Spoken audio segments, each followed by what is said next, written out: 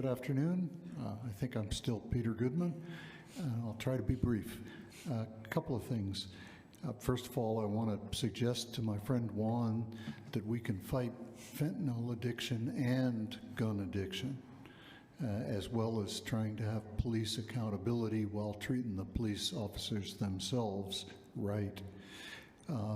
Police accountability has been mentioned. I've talked individually with you folks, and I know that you care about it. Collectively, this city council, whether it's because of the mayor or otherwise, is not treating police accountability, the epidemic of police killings, questionable police killings, as the red alert that I think it is. I'll address briefly three small pieces of the picture. One is being told that maybe we're not going to have the promised work session. It's unclear, but if we don't, that's just plain wrong.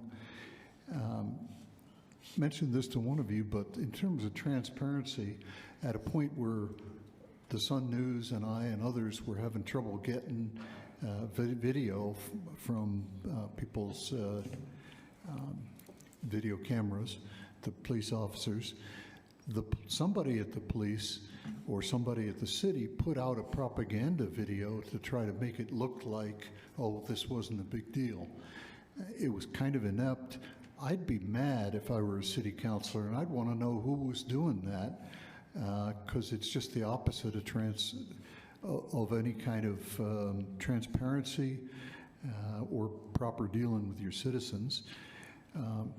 I'll also note for the record that I've made extensive efforts to try to have lunch or some other conversation with your police chief, and he is either too busy or too frightened or whatever it may be. But you know, I tried for months, and I'm still interested in doing that. I realize I'm unwelcome, but give it a try if you ever have a moment. I also want to say very quickly, recent column, I addressed the 5th floor at MMC. I hope that you folks have formally told MMC that they're in violation of the contract by not having the 5th floor psych ward open, and that you will take action. I'm assured that they are going to correct it. I hope they will. But if I were you, I'd also get my ammo ready. And finally, leaf blowers are still the worst, stupidest polluting thing in the world, and your folks ought not to be walking around using them.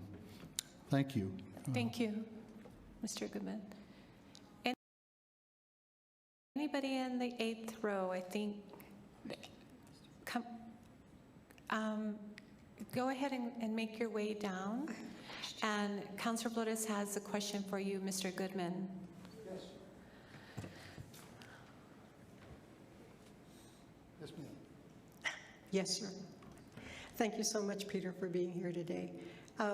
I'm not familiar with that feel-good propaganda that you referred to. Where is it? I'm not a...